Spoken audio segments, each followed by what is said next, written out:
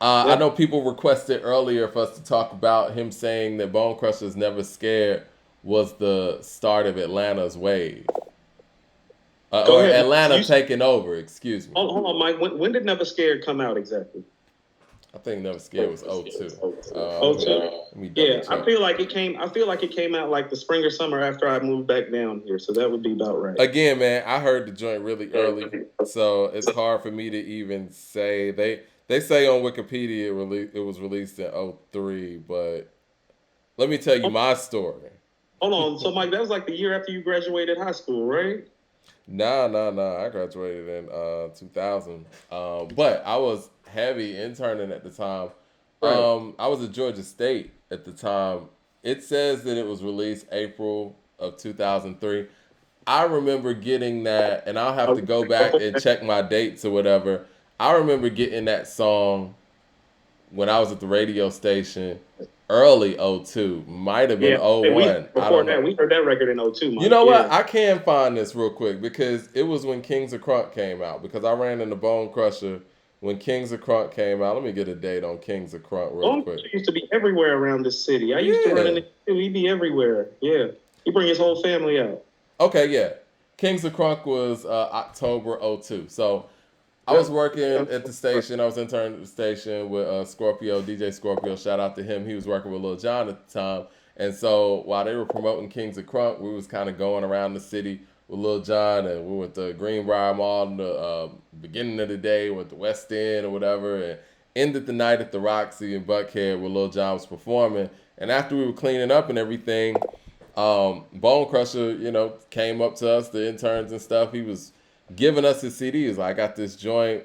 It was like one of those blank CDs from back in the day where he wrote on it, where it just said "Never Scared." And you know what I'm saying? Took it to the car, checked it out. I was like, Yeah. oh, this shit goes hard. Big Killer Mike's verse really stood out to me, and obviously Ti was already doing this thing. He was in between I'm Serious and just doing the In the Streets mixtapes that was Yeah. before trap music. Dope Boy Fresh was on the radio. I know he killed that song. And so I was like, yeah, T.I. snapped on here too. Anyway, I kept listening to the song, and then months later, because back then stuff took forever to get to the radio, to video, and all that. And I would say maybe like 6 months later or whatever, it was on the radio, and then you know what I'm saying, it exploded once JD signed Bone Crusher to So Death, and the video was on 106, and that joint stayed on 106. And long story short, I can agree with Kanye in saying that Never Scared kind of started that run that Atlanta has been on. I know Jermaine Dupri posted about it. Fabulous was in the comment section saying, nah, it was Lil Jon's B.I.B.I. And I'm like, nah, I mean, those songs were around, but it didn't start the run. Yeah. And I Started. think the run is because Never Scared was one of those few songs that still had like sonically what was going on in Atlanta, Mhm. but the guys that were on it were rapping. Like Killer Mike was rapping. Ti was rapping on there. And I think when people heard that, that's when you get those remixes where it had Jadakiss on it, Cameron on it, and it was just a huge song. I mean, people know Bone Crusher. I mean, to even to this day, if you say Bone Crusher Never Scared, they know what you're talking about. Mhm. It's a big So, song. Mike, I think the strongest element about that song and what really made it the song that it took Atlanta and just kind of took the region to its next level. You spoke to it. Well, it was a down south track, but the down south MCs on the track were MCs. And so it kind of not only perked up ears for the region, but outside this region. Like, It was one of those moments too where they stayed true to it. It wasn't like they were trying to cater to the West no, Coast or was New no, York. I mean, that's a Southern record with Southern MCs, but that's where you realize it's like, oh no, these dudes got more guys that can spit now. It's just not Outcast and Goody Mob that can rap. These dudes got MCs. And so that's what Tip and Killer Mike did for that song. And Mike, for me, I mean, and we talked about it behind the scenes, like Dope Boy Fresh and this song, for me, are what catapulted like T.I. into trap music. Like for me, because I remember the buzz about him off his verses on these two records being part of just his momentum. The momentum for Ti, like you said, was the mixtapes and all that, and that song was a big one on it because that was on one of those In the Streets mixtapes. I forgot which volume. I think it was volume 2. Because I was looking for the song too, because you know how you used to lose a CD back in the day, and I was looking Quick. for the shit. But anyway, his buzz in the city was based on those mixtapes, but on a mainstream level, once this thing got to 106 or whatever, the momentum was turning into something else, where it was like people outside of the southeast were looking for Ti. Some No, that's people what I'm saying. in the chat were saying that the Youngbloods "Damn" was the record. Nah, that was well after Never Scared. Yeah, that's like two Yeah, years after Never Scared. because when So Def signed Bonecrusher, that was a new wave of what So Def was trying to do. Because Bonecrusher was first, and then the Youngbloods went over there, and I want to say Franchise Boys and all that was after that. But yeah, it was interesting because the Attic Crew seemed to be going to So Def, and So Def was gaining its credibility, in ways where people had always kind of said So Def really wasn't the Atlanta sound and this and that, but Attic Crew was getting the exposure, and it was kind of like a one hand wash the other type of thing.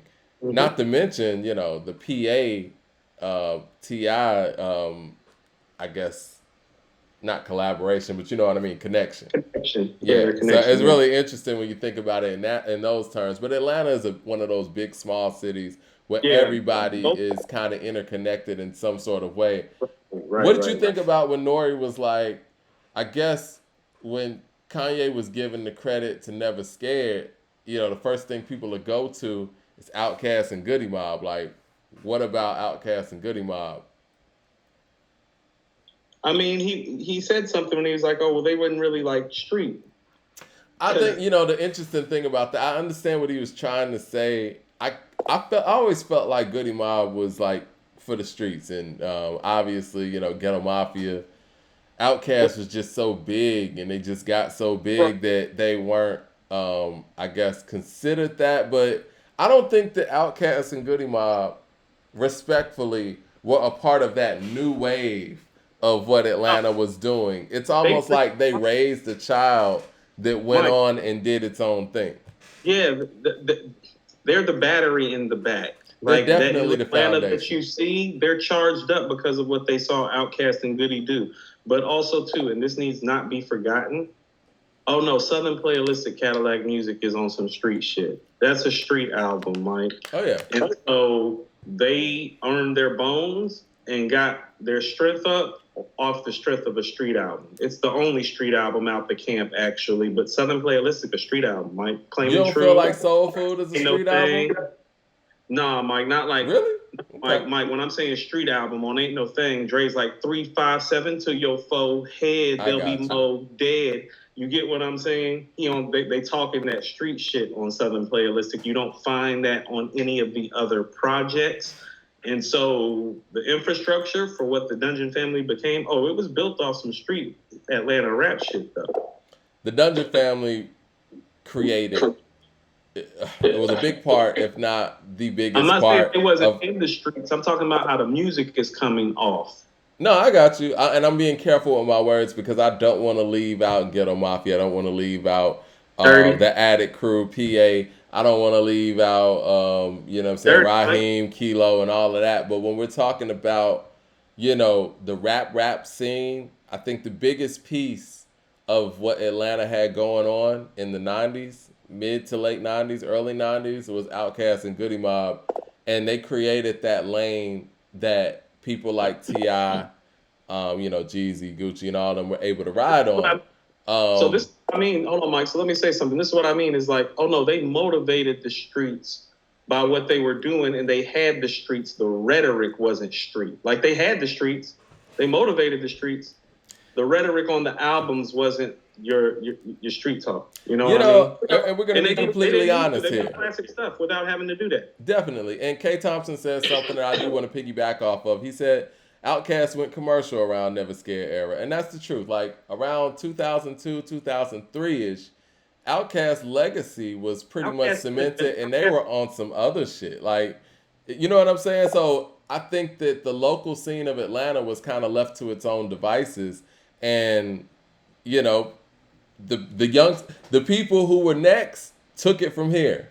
And I Mike, think that ball that was picked up is what went running, and I think that's what Kanye's talking about. Go ahead. no, and he's right. And you and I spoke about this. Well, the ball didn't get dropped till Goody Mob made World Party, and that's kind of when the new Atlanta really started, because that was the first product that came out of that camp that had. Because here's the thing about it, like especially down here, Mike. You notice everybody fuck with Cass and Goody. That was the first project at that camp that people down here didn't fuck with. And that opened up the lane. And what you saw a couple years later was T.I. Well, see, and then in that interim, right? And I think we spoke about this a couple of episodes ago, giving Pastor Troy his flowers, right?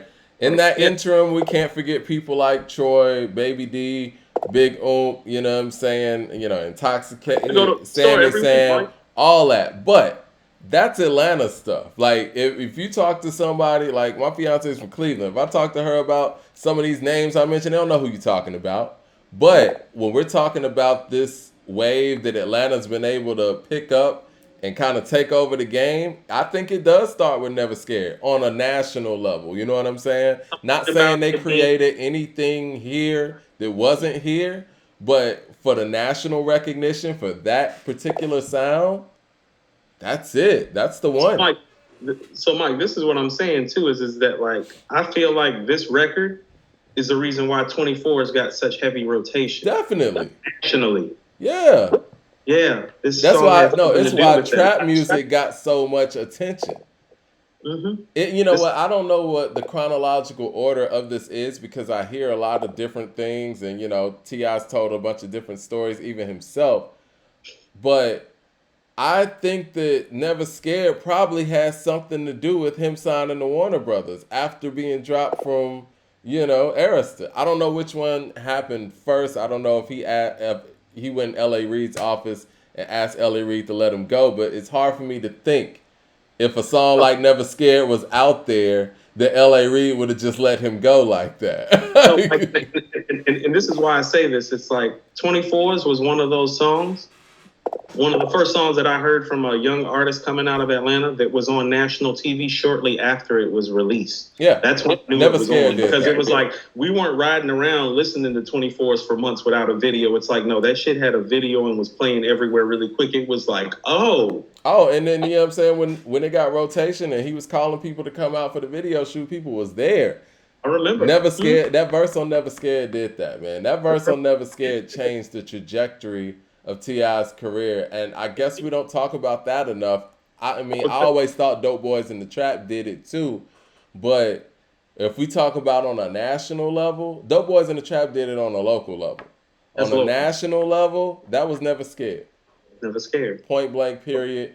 And I'm going to have to agree with Kanye on that, and it's really interesting that he was able to bring forth that kind of insight, not being a person that, I guess, is quote-unquote from Atlanta. He's born in Atlanta. Well, no, Mike, but if you go listen to his telling the story about the Mitchell and Ness jerseys, where is he coming to get the Mitchell and Ness jerseys? He's coming down to Atlanta. I've heard him tell that story even in more detail. He gives Big Boy the credit. That's why he, pointed out that Astros jersey. I remember when Big Boy wore that Astros jersey in the Black Ice video. We all were in school like, yo, what is he? What? Yo. And so I remember Kanye giving Big Boy that credit, and he was saying that, yo, he saw that and would come to Atlanta, and there was a Mitchell and Ness stand where Big Boy got that from, and he was putting Rockefeller artists onto the throwbacks and all that stuff. So, yeah.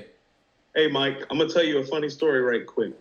What's that? And all the heads will love this. They just had Throwback Day fashion-wise and music-wise at my daughter's school, so they all dressed up like their parents' throwback jerseys and hats and like all this stuff. And she was asking me if I used to have some jerseys. I was like, yeah. I was like, I had jerseys like way before you were born and stuff. She was like, I wish you would have kept them. I could have rocked one. She was like, because all of us realized y'all really are cooler and did have better fashion sense. Our clothes and our music sucks.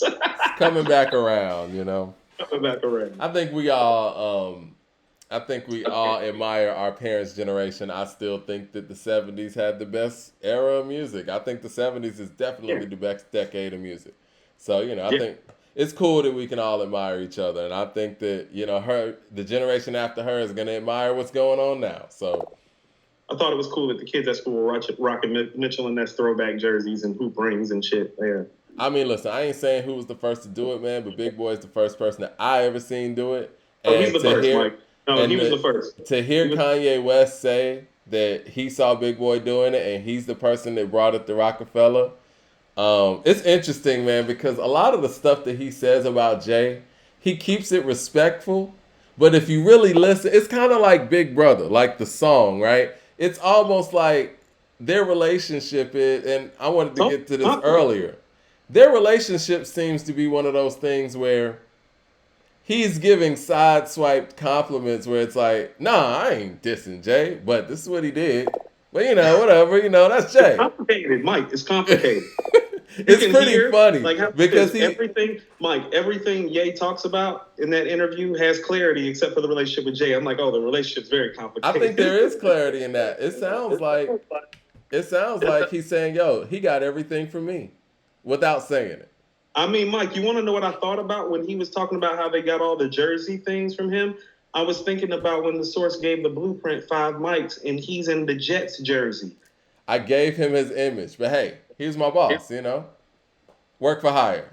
I mean, that's what I get from a lot of his Jay-Z stories. And it's funny because I think he's really saying, it's like, I know y'all keep saying he's the king, but if you will just keep on looking a little bit closer, if you just come in, focus a little bit closer. Hey, guy right behind him. He didn't get a shout out in Jay's incredible Rock and Roll Hall of Fame speech, did he? Oh, I know that. That's what I mean. The relationship's very complicated. It's funny, man. Like, I think that Jay's needed him really for the latter 20-something years of his career. Because you were just talking about Holy Grail, and I think that's why he kind of brought that up, too. He was asking for the Justin Timberlake song for it to be on Watch the Throne, right? Right. Well, we see what that album was like without Kanye's involvement, right? Mike, you want to know Holy Grail is probably his worst album. Mike, you don't know what I was just thinking about? What's that? If Otis and Ham weren't going to be on Watch the Throne, I wouldn't have picked up Watch the Throne. That was my number 1 and 2 reasons for picking up Watch the Throne. If that would have been on a Ye album, I just would have picked up Ye shit. All right, let's look at the Blueprint 3. Who had a lot to do with that? That's Kanye's direction. American Gangsta is Diddy and Sean and LC's direction. So, he said Diddy's his twin, right? And after that, when he kind of let Jay do his own thing, because I think the first Blueprint is clearly Kanye, right? The Blueprint 2 wasn't all Kanye, so it was kind of a debacle, right? A tour bus album. Tour bus album. That's a good way to put it. The Black album. That might be the best project Jay put together for himself by himself. I think so too. I agree. Yeah. I agree. I didn't love all of the choices, but enough great choices on there, He did what he wanted to do. And it turned out really well. But who was the I'm trying to think. Like, yeah, you're right. He did put that together because when you look at the Fade to Black album, he was all over the place just trying to, piece it together. Right. He got Quick. He got Rick Rubin. He got M. He got Just. He got Ninth Wonder. He got Ye. Who am I missing? He had Quick, M, Ye, Just Blaze, Ninth Wonder, the Neptunes. Neptunes. There we go. Timbaland. Yeah, he put that together himself. That's a lot of. How can you fail? I would have scrapped the M track, and I would have asked Quick to give me another beat than that one because I think Quick had something harder for him in there. You didn't like Justify My Thug? I liked it. I didn't love it. Okay. Well, you know what? I know that you're probably about to head out to this Braves parade, right? I want to cover one more thing, man. The impact conversation. And he said something that I've said, that Future is the most impactful artist of the 2010s. Mike, I knew you were going to say that. My cousin down in Noonan, Markovici, is up there shouting at the top of his lungs right now. And Mike, you want to know what? You and I have talked about this before. This is what I mean. When he was talking, I felt like it was me and you having the conversation. It's like, oh, well, that's one of Mike's points that he's taking right there about how influential Future is. And when you look at it, Mike, there's a whole subgenre of rap, and Future's a creator of it. He is. I mean, like I said, my Mount Rushmore of Atlanta, just being fair, I'm gonna have to say Dre, Big Boy, Ti, and Future. Yeah, It is what it is. Mike, I mean, his influence is just heavier than Jeezy's. The other thing I wanted to kind of not really gloss over, but it was interesting that he brought up the point that when Jay said death of auto tune, nothing happened. You heard him say that? Mm-hmm. It got stronger. Again, another one of those. Yeah, The you're not. relationship is very complicated, Mike. It's interesting, and then he also cited Soldier Boy as one of the Because five Mike, most impactful. he was taking so many they were like little quick side swipes, but he was saying them so calmly and matter of factly, and it's like, oh, like it really made me realize it's like, oh, y'all deal with each other on this shady level all the time. That's very complicated. You know, it was like a hip hop conversation. And I think that's what the interview was so cool for. It was like he was speaking as a person that's been involved, that knows these people, talking about his personal experiences, and he was talking as a fan a little bit too. Yeah. I think the What? Talib thing is him talking as a fan. I don't think he's a fan of Talib's approach.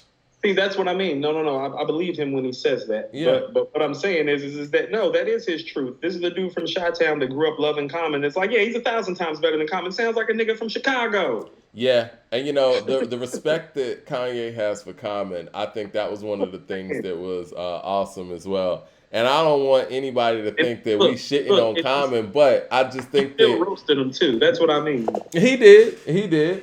But let's just keep it real though. I think that Common's in that conversation of artists that moving forward, I don't know if he's adding to his legacy. I think he's dropping from lists continuously going. And I hate to do that because people are putting in work and you gotta, you know, it's admirable that someone is still putting in work, but, you know, to what avail? I mean, we could say the same thing about Snoop Dogg to some degree, and I think he's done that in his career too. Yeah. You know, Yeah, but it comes You know- down to impact, and I think overall, man, I don't know, and I don't want to be prisoner of the moment. I think Kanye might be, well, he's definitely the most impactful artist of the 2000s on. Mhm. I don't think there's anybody more impactful than Tupac, but I don't know, man. I think that if we talk about everything that this guy's been a part of, if we check off all the boxes, we check off his individual resume, it's hard to say that anybody moving forward in the 2000s, since he's dropped in 2004, it's hard to say that there's been anybody more impactful, especially since the people who are roaming the earth now are clearly his sons. Yeah. Impact is large, Mike. It's Yeah. large. I think even to a degree, one could deduce that Kendrick Lamar is his son. No, I mean, there's some of that, the creative license that Kendrick makes his albums with. I mean, Mike, when I think about, you know, the true masterpieces like post Jay and Nas's prime, My Beautiful Dark Twisted Fantasy and Good Kid, Mad City are the first two albums that I typically think of. I think My Beautiful Dark Twisted Fantasy helped To Pimp a Butterfly and Good Kid, Mad City come together in the way that it had. Do you In think that it's better? era. Do you think it's better than those records? I don't know. It's a good conversation. It's one of those things where My Beautiful Dark Twisted Fantasy is hitting every box on a technical level, and I feel like those Kendrick albums do that too. But Kendrick's just the superior MC, but I think that Kanye's the superior songmaker. So it's one of That's what those I- things where it's like, if we're rolling in a dead tie or a tie-ish area, you got to go off the impactful records. And I think that My Beautiful Dark Twisted Fantasy has the bigger records of the two. If I have to go there as Well, the see, here's tiebreaker. why I would take. I'll tell you why I would take My Beautiful Dark Twisted Fantasy over both of those albums. Even though the head in me listens to Good Kid, Mad City more because I like my rap shit more. Right. But I think people understate on My Beautiful Dark Twisted Fantasy. Oh, Ye is rhyming his ass off. Go listen to Gorgeous. Actually, you're right. I think that's some of the best that he's ever rhymed in his career. Like his verses on Power, although that was the lead single, that was very Biggie-ish the way he was talking reckless on a lead single, and man, I loved it. The system's broken. The school, yeah. So it just like that the comparable albums, but Ye's big moments on there are big because even the tracks that aren't singles are big, like So Appalled, Monster, like. Those records are massive. I wasn't even gonna say so. Well, I was gonna say "Devil in a New Dress." Yeah, that might have been Ross's coming out verse as like a top-notch MC. I had never heard Ross like rhyme on that level really. Like there were some snippets of it, but that was a verse where I was like, "Yo, he going crazy." Well, you know what? That album kind of made way for the new generation of what was about to happen. You know, Nicki had her breakthrough verse on there. Pusha had a few moments on there.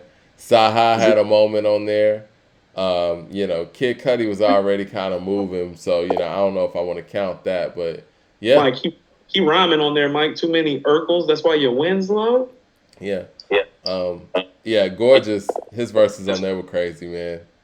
Mm-hmm. Look at the Black Beetle anyway. Yeah. A fucking roach. I guess that's why they got me sitting there and fucking coach. My guy told me I need a different approach because people is looking at me like I'm sniffing coke. It's not funny anymore. Try different jokes. Tell them hug and kiss my ass. X and O. And kiss the ring while you at it. Play strings for the dramatic all up in that whack shit. Act like I ain't got a belt in 2 classes. If I ain't got it, I'm coming after whoever who has it. Man. Whoever who has it. You blowing up. That's good. Fantastic. Yeah, I'm giving it to that album.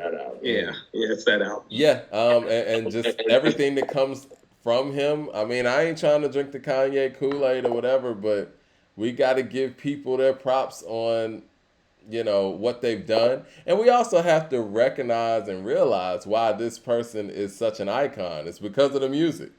Right. And so let's go back to the last time we were talking about Kanye. We were talking about Donda and how I didn't agree personally with how he was handling some things. Well, you see, it's our job to give people, be accurate about like what we're feeling and what we're seeing, but also to give people their due. This is a day where he deserves his due.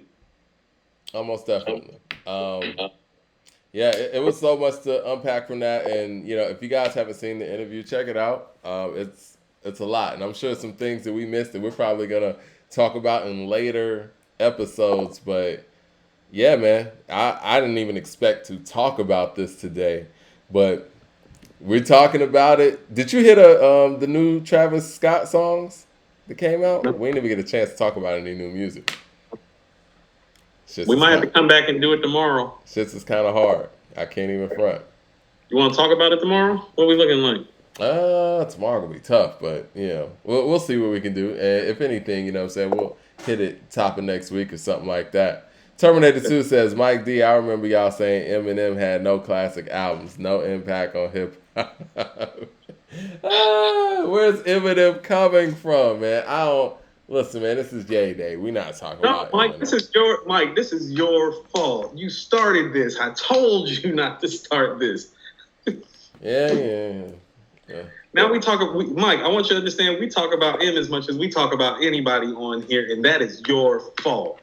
Well, I'm looking forward to a new Eminem album. We'll review that and give it a great listen and, you know, give it a fair shake like we do everything else, man. Nobody believes you when you say that, Mike.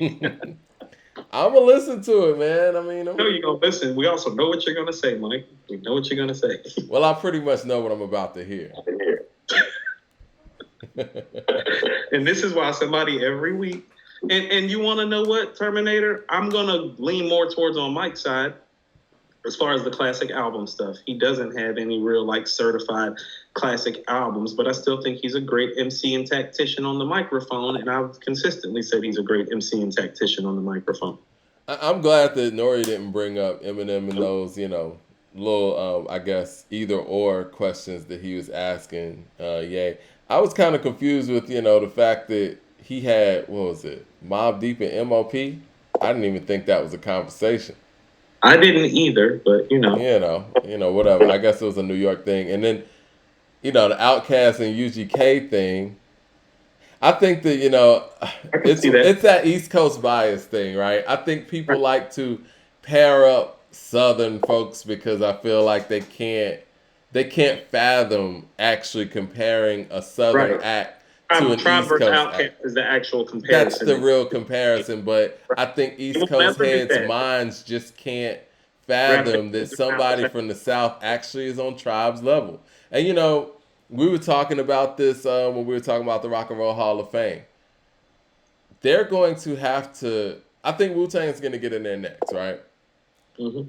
And I think Outkast is eventually going to get in the Rock and Roll Hall of Fame. But with that being said, Tribe's going to have to get in because East Coast heads is not going to take the fact that Cass is in there and Tribe's not. They're going to lose their mind. They're going to try to burn the building down or something. Fascinating proposition if that were to happen. I think both deserve it, obviously, and I think that you and I need to do that mock versus with Tribe and Cass again. Listen, I'm a huge Tribe fan, and I think Tribe could possibly beat Outkast in the verses. And I think that because I think Tribe's singles are better than Cass, but Cass's best records are their album records. Now, with that being said, though, Outkast is just a massive group, and I think that they're going to get that Rock and Roll Hall of Fame acknowledgement just off the mystique of Andre 3000 and that impact alone. And I think Tribe deserves to be in there. But I don't know if the Rock and Roll Hall of Fame is going to, acknowledge that without some help. I'll put it that way. Yeah, they got a lot they need to untangle and work out, but we're going to see how it goes. Yeah, people are mortified by the fact that, they're not. Don says Outkast is way better than Tribe. Perry says if Cass gets in there before Tribe, I won't be mad. And I'm from New York. All right, cool. Well, we'll hold you to that. All right, man. Well, I'm about to meet up with you and your boroughs share those same sentiments, my man. Right. All right, man. Well, let's go check out this parade, brother. Go Braves.